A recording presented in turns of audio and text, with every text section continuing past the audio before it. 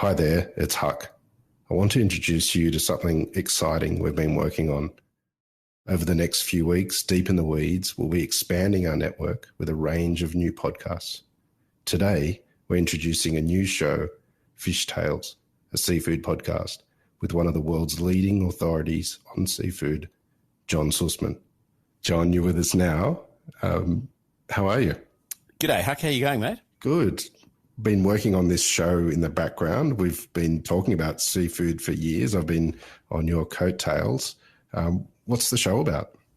Well, you convinced me that after, I guess it's probably 15 years or so of me badgering you about seafood, that we should start to talk about it in the public domain. And we're going to be talking to a whole host of our mates from across the industry, from catchers and growers and processors and distributors and retailers and chefs and I guess even some media folk about all things seafood. Well, what's so special about seafood globally?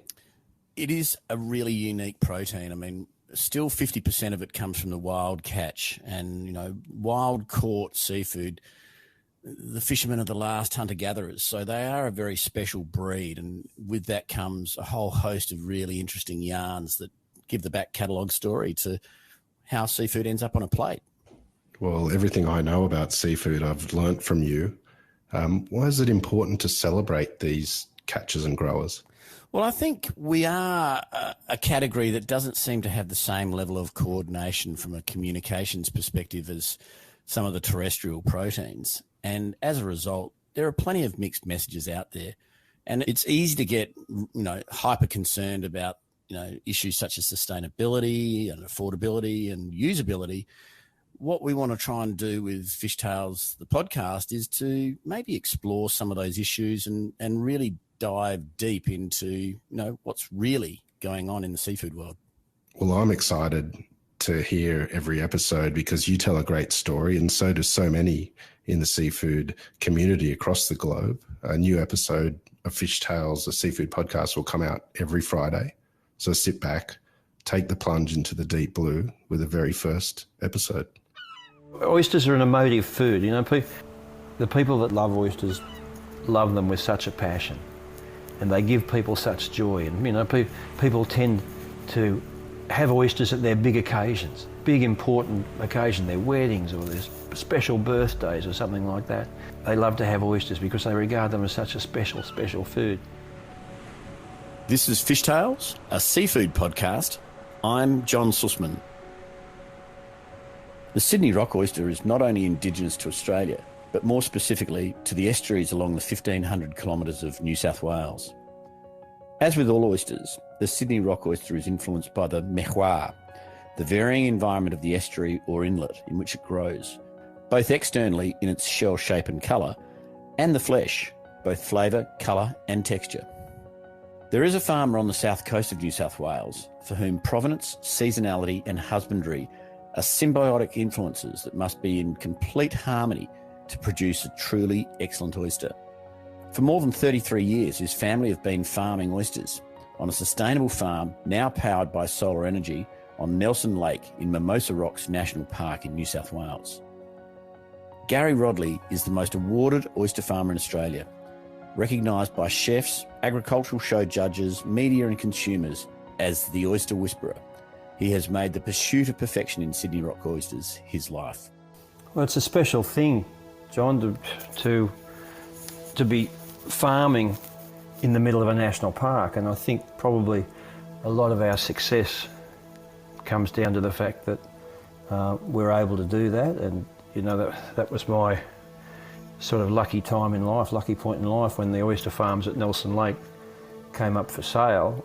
Nelson's, even prior to us buying them 30 odd years ago, Nelson's had sort of been a bit of a courting place for Jo and I. Think she often reminds me that the first date I ever took her on must have been a bit of a cheapskate, because I took her for a bit of a picnic to Nelson's Beach because it was just a beautiful part of the world, and Nelson's Lake connects to that beach, and so we've always had a love affair with the place, really, and it's been quite the idyllic life, and Nelson's is only a small estuary, and basically we've been the only ones harvesting out of the lake in all the time that we've been there. And that's a rare thing in the industry too, to be pretty much the only commercial farmers in there. We've got a nice relationship with the national parks. They're very supportive of us these days, and I think they see our success as a bit of a pat in the back for the park system, that keeping these places in such pristine condition leads to oysters that have a pretty good reputation these days. We really don't have any great amount of freshwater systems coming in. So basically, down on the far south coast here, most of our estuaries are lake systems. So a few little creeks flowing into them, and just connected to the ocean by the mouth of at a beach. And that's the scenario with Nelson's. And what that means is that we're less vulnerable to freshwater events, big rain events and so on, such as what happened with the floods earlier this year, and a lot of the guys up the north coast in those big river systems had the diabolical situation of having all their gear washed out to sea. Well, in Nelson's, a flood situation for us will just be akin to a big chocolate high tide for a few days, with less debris and so on coming down. We'll get the odd tree that'll flow down the creeks and so on, but not like the torrential sort of stuff that can dog them up at the north coast. Although known colloquially as the Sydney Rock Oyster, these oysters are not confined to Sydney, growing intertidally along New South Wales coastline in bays, estuaries and lakes. With rich mineral flavours, often with vegetal and bright iodine notes, what is amazing about these oysters is the habitat they grow in, the plant and marine vegetation heavily influencing the algae the oysters feed on, giving layers of flavours and complexities that are completely unique to the Australian flora and terroir. I've not eaten an oyster anywhere with its level of complexity, from the feral vegetal notes through the mineral intensity to the astringent copper-like finish. The Sydney Rock has a complexity and depth that is way more interesting than the singular characteristics often displayed in the Pacific or Angazi varieties. The Sydney Rock Oyster represents a fraction of the total global production of oysters. It is not the fastest, easiest or most stable of crops to grow, but for growers like Rodley, it is without peer in quality, complexity and uniqueness. We like to remind people that it's a very rare oyster. In worldwide terms, and people often say, oh yeah, every RSL club's got Sydney Rock Oysters. And I say, well, in worldwide terms, it's a very rare oyster. And we're talking about an oyster that grows up and down the New South Wales coastline, a little bit into Queensland, a few in Albany and Western Australia, and basically nowhere else on the planet. You contrast that, say, with the Pacific oyster, and I think at last count it's growing in 66 countries around the world. So in worldwide terms, it's a rare oyster, and it's a tough bugger to grow. It takes a long time to grow, and there's plenty of things that can go wrong along the way. But the reason we love to grow the Sydney Rock is that we just, particularly in my situation, where we run a shop front and we get to see people come and have the oysters and taste the oysters, and we see the reaction that people have to tasting this special oyster, and you realise that you're growing something really, really special. And the thing for me about the Sydney Rock, if I had to say one characteristic about the Sydney Rock that really sets it apart, it's that fabulous sweet aftertaste that lingers and lingers on your palate to the extent where you can, you go for a walk around the block after you've had your plate of oysters and come back and you can still taste the oyster. For some, the concept of a sea change involves a relaxing downhill coast into retirement. Taking on an aquaculture business that has struggled for many years, with a crop that can be fickle, and with no knowledge of the market could best be described as ambitious. However, through perseverance, innovation and sheer stubbornness to succeed, the Rodleys turned the sea change into a career-defining pursuit of excellence. I just had a lucky moment, really. I was working in an office in Bega, and I just had a bit of a midlife crisis, really. I was pretty young to be having a midlife crisis, but I just knew that I didn't want to work in an office for the rest of my life. And I took some time off, and I had a mate that I used to play golf with who had an oyster farm. And I said, well, what about if I come out and give you a bit of a hand? And so out we went and spent a day on the leases, and I said to him at the conclusion of it, I said, well, I could see myself doing this. And then he took me for a bit of a walk. We'd been on a pretty small little lake system, which was probably 150 metres one way by 100 metres the other way. And so I thought that was all the system was. And anyway, it turned out that was just a little sidearm. And he took me for a bit of a walk through the mangroves. And after walking 50 metres through these mangrove trees, we came through, and there was this vast body of water that we could see, a magnificent broadwater, just all surrounded by forest. And it was an awe-inspiring moment. And he said to me, he said, well, the fellow that owns that has just got ill. He's a mate of mine. He's just got ill, and the family are looking to sell it. So that was a bad thing for him, of course, but that was my little lucky moment in life to be at that right place at the right time. During this bit of a crisis, and Joe was a bit worried about going into oyster farming at that time, moving away from a regular wage, and the farm really had very, very, very little infrastructure on it at that time. That first year we probably sold a few thousand oysters, and we had no idea how to grow an oyster. We had no idea where we'd grow an oyster. We had no idea who would buy the oysters off us. And in fact, one of the first, I kept my job for a little while, didn't let them know that I was working on weekends at the oyster farm. And I remember making a phone call when we reckon we might have had 50 dozen oysters to sell at one stage. So someone had told me that you ring up the processors in Melbourne and that's how you sell oysters. So I made a phone call to one of the Yellow Pages oyster processors in Melbourne and said, I'm Gary Rodley, I'm from Nelson's Lake, I've just started oyster farming. And they said, where are you from? No, Nelson's Lake. I'd never heard of it. I said, well, it's down the far south coast. He said, no, I don't want your oysters, mate. Goodness gracious, I thought.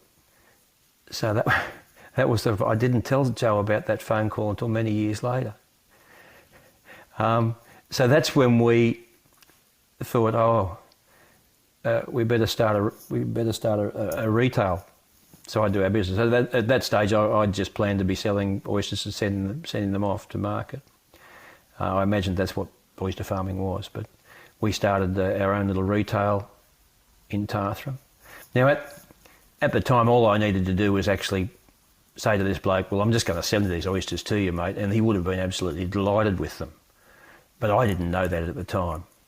I just took it as a blanket.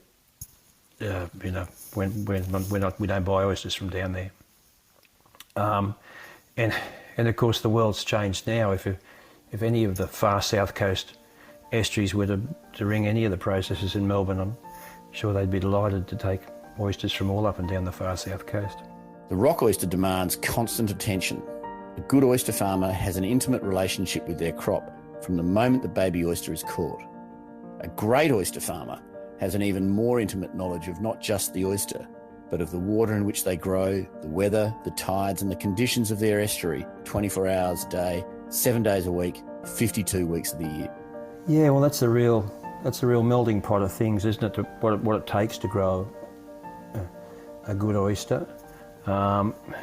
You've got to have the location first of all. So you know, they're creatures of their environment. You know, they're the canaries in the coal mine. And these days, I think more and more we're recognising the characteristics of different estuaries that they give to the oysters. So that's the first thing you need is the place, and an unpolluted place. You need to have a good flow. You need to have,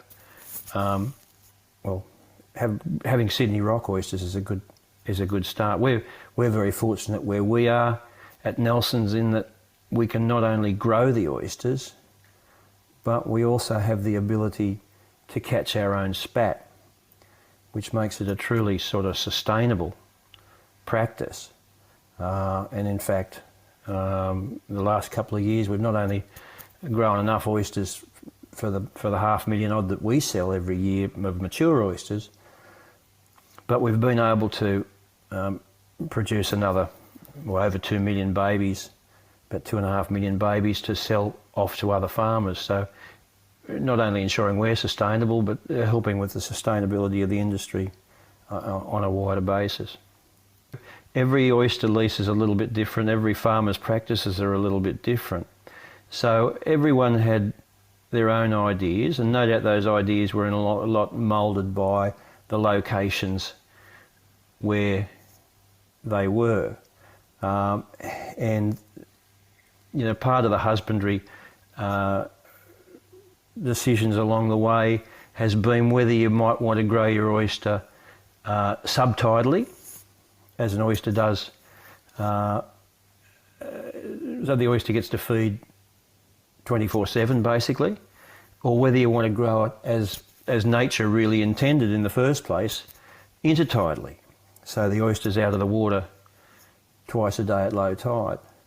So we have various apparatus out there, various cages and bags and floating bags and the like that we can use in the process of deciding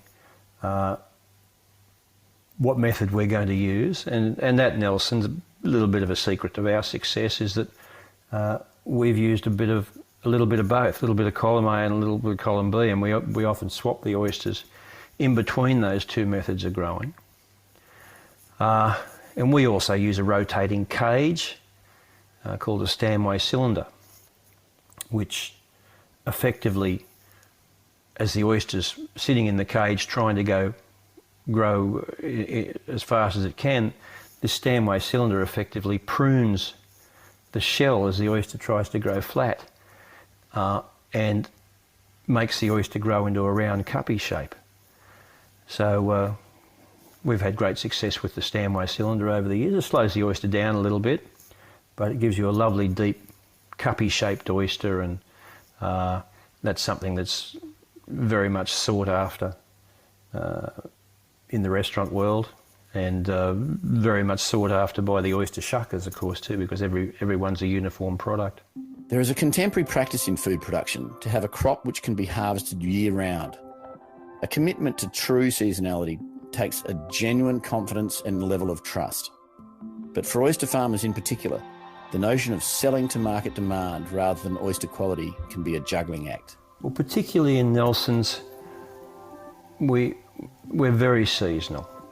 Now there's a lot of places are able to sell their Sydney Rocks all year round, but for us, our selling season starts around about November, and if it's a bit of a dry year, we might be able to go through to June.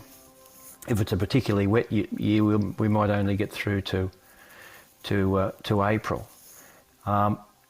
And the reason I think that we don't have fat oysters over the winter time is a lot to do with our location and the fact that we are in such a pristine environment. And what that effectively means is that growing them all surrounded by gum trees is that there's no nutrient coming in off the land. So whereas, you know, if you might be in a more urbanised area or farmland around you, you might get a little bit of nutrient come in that makes the algae sort of accelerated in growth.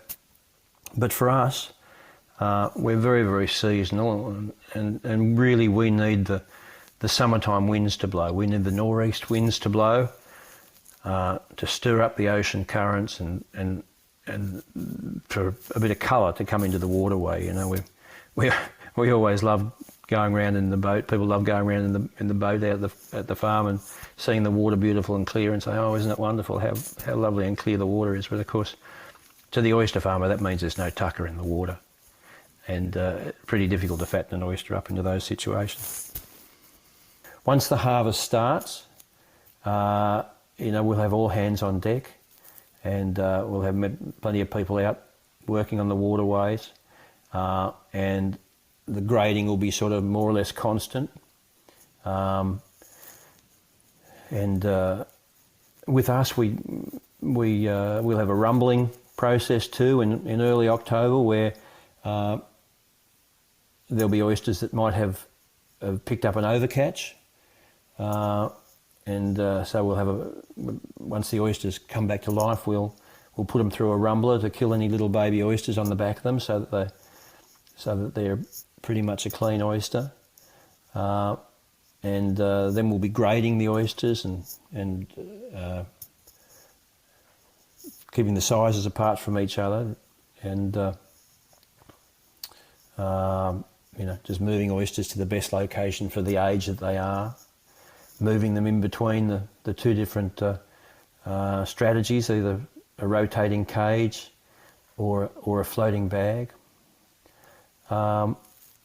So yeah, plenty to do, and halfway through November we'll do all the required laboratory tests to hopefully get the place the all clear, so that you know, we measure what algae are in the water and make sure there's no nasty ones there, and measure the purity of the oysters and the purity of the water, make sure everything's good to go there, and then we'll first of all start off by opening our little shop in Tathra, and then we start shucking, and that can, you know, be 7 days a week for many months then over the season, and around about halfway through December the oysters will continue to fatten up and get to the stage where they might be good enough to go to the restaurants, and so then I run through my restaurant list and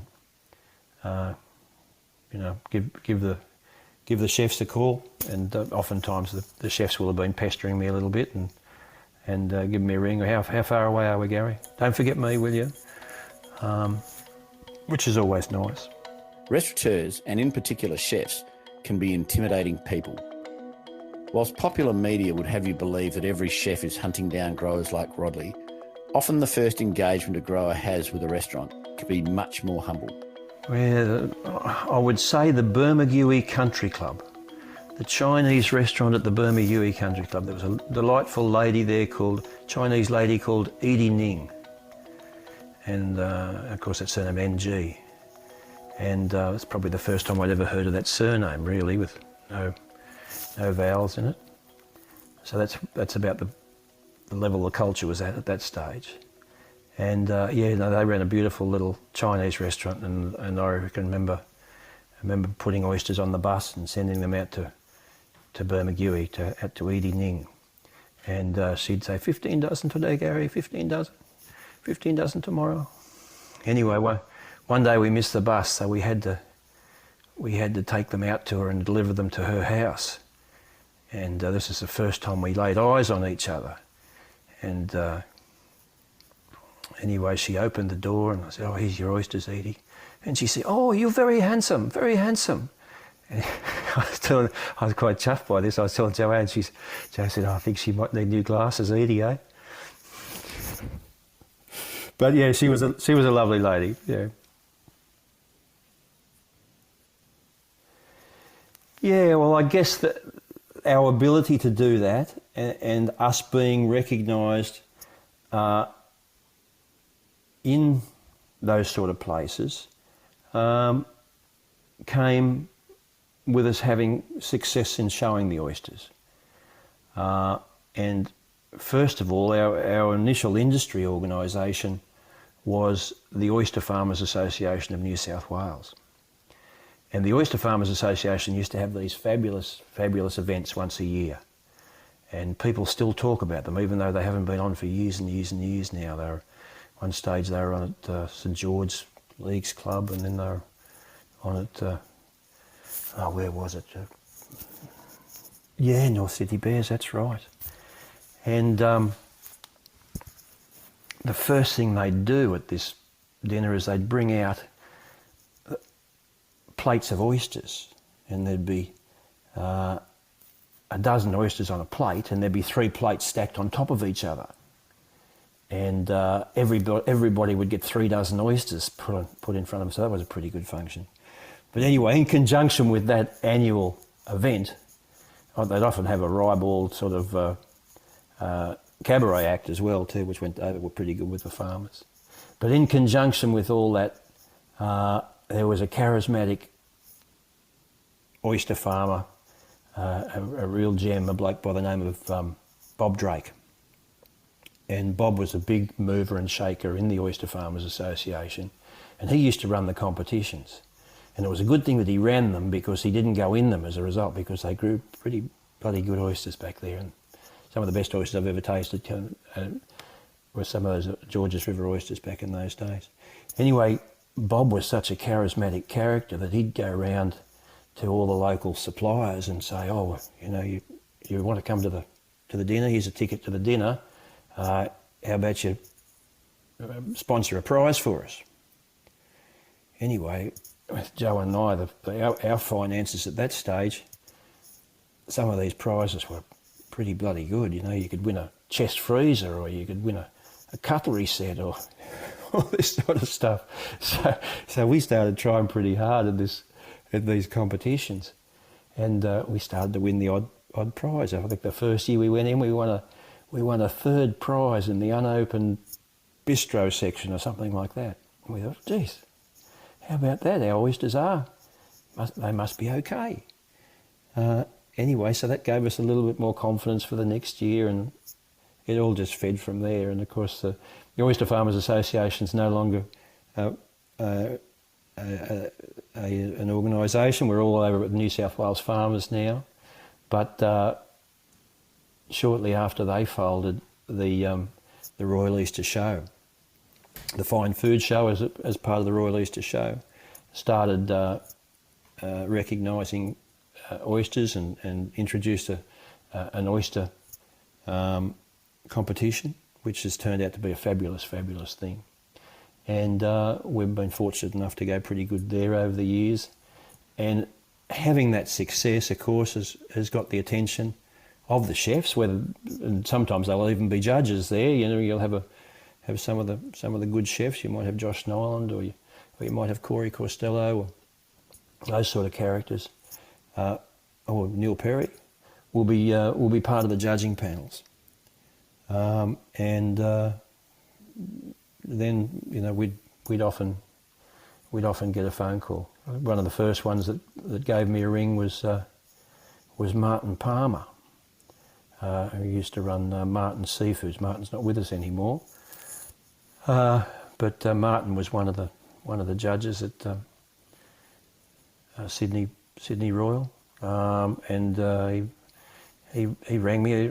In typical Martin style, the first thing he didn't congratulate me. He got stuck into me. How come I can't buy these oysters? And Steve Hodges was another one. Steve at Fish Face. Steve was a great supporter, and he was one of the ones that were brave enough to recognise that a Sydney Rock Oyster didn't have to be a big oyster. One of the problems along the way with the industry in those early days was the Pacifics had just come in, and Sydney Rock Oyster farmers were under pressure to grow an oyster as big as a Pacific. You know, the wholesalers were saying, oh no, we get these Pacifics now, we don't want to buy your Sydney Rocks because they're not big, and you've got to grow them bigger, you've got to grow them bigger. And of course, what should have happened then and there was the Sydney Rock Oyster farmers should have said, hang on, we're growing the best flavoured oyster in the world. And that's what you're getting. But there was a few brave chefs that would say, no, a good Sydney Rock doesn't have to be huge. And Steve Hodges was one of those. Khan Danis at Rockpool was another one. But particularly when Khan went to Melbourne and managed the Melbourne, was the head chef at Melbourne Rockpool. He could see that this little niche, a little fat, sweet Sydney Rock Oyster, was pretty hard to surpass. So I've got a real soft place in my heart for both those guys, because at that tumultuous time where the Pacifics were coming on the scene and everyone was going, oh yeah, big, big, big, they were clever enough to recognise that, hang on, this is not right. This is like trying to compare a watermelon to a rock melon. This is just not the way to proceed here. It's a different product. To me, I've always thought it's a shame they're both called oysters, really. It's a bit like this new Akoya over in Western Australia. They're not calling it an oyster. I think there's some smarts in that, really. Recognition of excellence in oyster quality by peers can often be the catalyst to even greater performance for an oyster farmer. For the Rodleys, not only were their oysters recognised by other farmers, but by the broader oyster judging community and ultimately the hero chefs for whom excellence is an absolute demand. It is said that success breeds success, and for Tathra Oysters, this has been absolutely true. It's been a memorable life, mate. It's been a memorable life. We've had lots of fabulous accolades along the way. So I guess that it's pretty hard to surpass those recognitions. I guess when we won the President's Medal in conjunction with the Sydney Fine Food Show and the Royal Easter Show, and that was regarded as that is regarded as the best thing you can win at the Sydney show. And that was a really, really special one because it's an award that's based on a triple bottom line. It's a sort of really, really modern award in that it doesn't just look at your product, or it doesn't just look at the fact that you're economically viable. It embraces modern values of producing the thing in an environmentally sensitive way. And that's what we've always tried to do. We've always felt blessed to be growing these oysters out in the national park. And we always thought that, how are we allowed to do this? Grow these oysters out here. This is amazing that we can do this in this beautiful, beautiful place. And part of the reason we started showing oysters in the first place, apart from those beautiful prizes, was that at that stage we had no profile, and we thought, well, what's to stop someone coming along here and saying, oh, no, we don't want you to grow oysters in here anymore. So we thought, gee, we better make sure people understand what a valuable asset this is, and how we can feed people, and we can make good quality produce. So that was a bit of our motivation in showing oysters in the first place. So that award, the President's Medal, encompassed all those values of your ability to look after,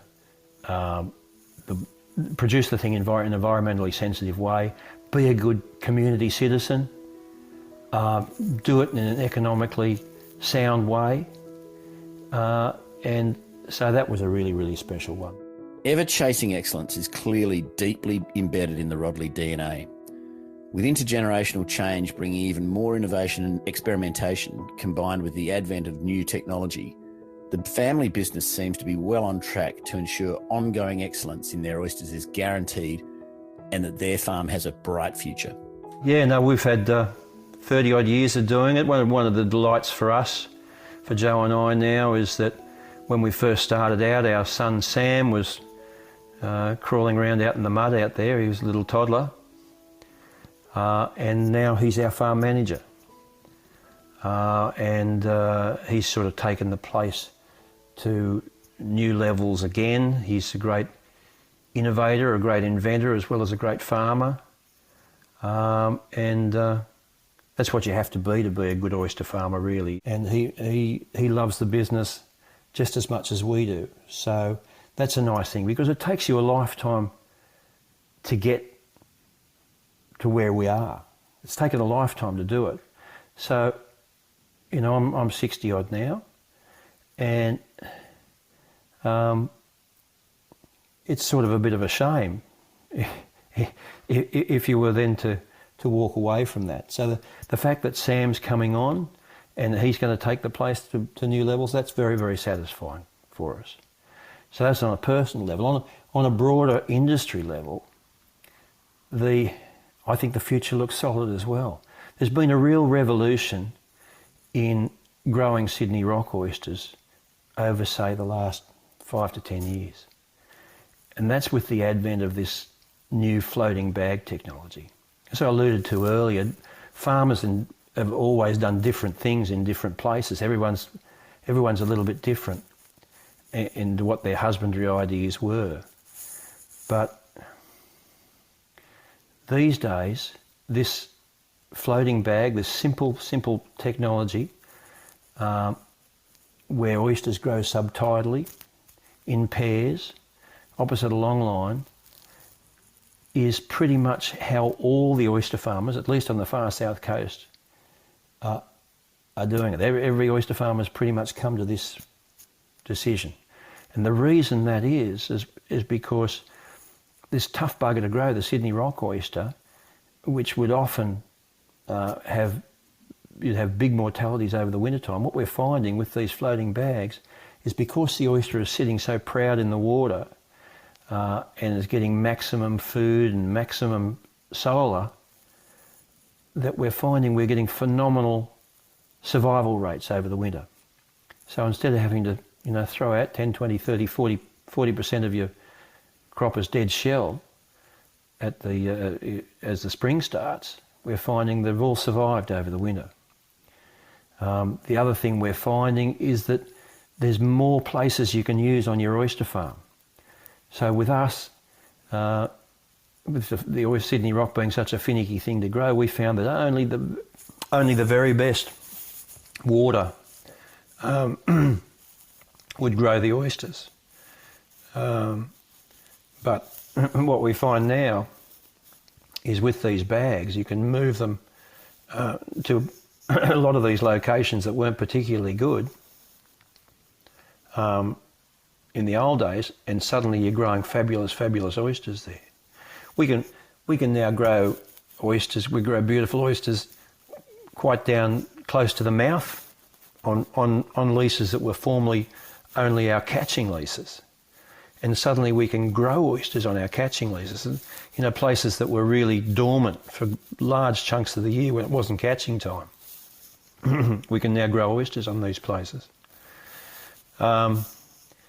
So this is a revolution that's sort of dramatically increased the profitability of oyster farming.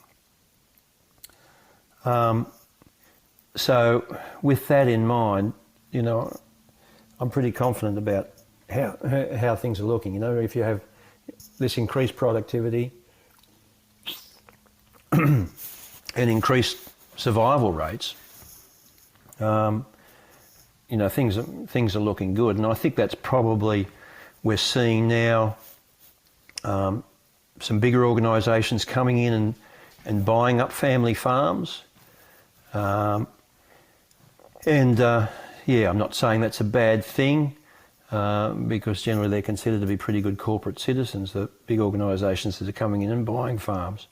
But I think it's probably a little bit of an indicator that there's a recognition that there is an increased profitability in the oyster farming game these days, and that's being recognised. Whether we lose a little bit of the soul of oyster farming by perhaps losing some of those family farms, only time will tell on that. Passion can be a hackneyed cliche, often exploited for the purpose of self-promotion. True passion is innate. Gary Rodley oozes passion as he oozes pride in his farm, his family and his oysters. He is truly the oyster whisperer. I love what we do. I love how happy. Oysters are an emotive food. People often tell you stories. Oh, I had my first oyster. They remember where they had their first oyster. Well, they wouldn't remember where they were when they had their first wheat bix, would they really? Or had their first Vegemite toast. But people remember where they were. I was on the Hawkesbury train station. The bloke used to come out with the bag with a wicker basket, and he'd have oysters in the basket. And I get these stories constantly, and of where people had their first oysters. They're a really, really emotional food, and people really. There's still a few people out there that don't, will never like oysters, but the people that love oysters love them with such a passion, and they give people such joy. And people tend to have oysters at their big occasions, big important occasion, their weddings or their special birthdays or something like that. They love to have oysters because they regard them as such a special, special food. And I think us having a shop front makes me realise every day, and get it reinforced to me every day, how much joy we give other people by selling them lovely, fat, plump Sydney Rock Oysters. So if I guess I had to say a single driving force in my life, John, that's what it is. As farmers, a land farmer, you get a patch of land, and in our case we get a patch of water, and our jobs, in my eyes, is to do the best you can, to make the most out of that, and that's what we've tried to do. And the reward for us at the end of that is to see how happy people are, and it's a pretty good reward in life, isn't it, to be feeding people and to be giving people joy. So I think that's my motivator, mate.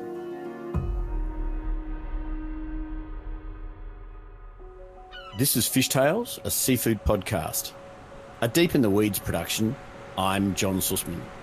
Follow us on Instagram at FISHTALES Seafood Podcast, or email us at fishtalespodcast@deepintheweeds.com.au.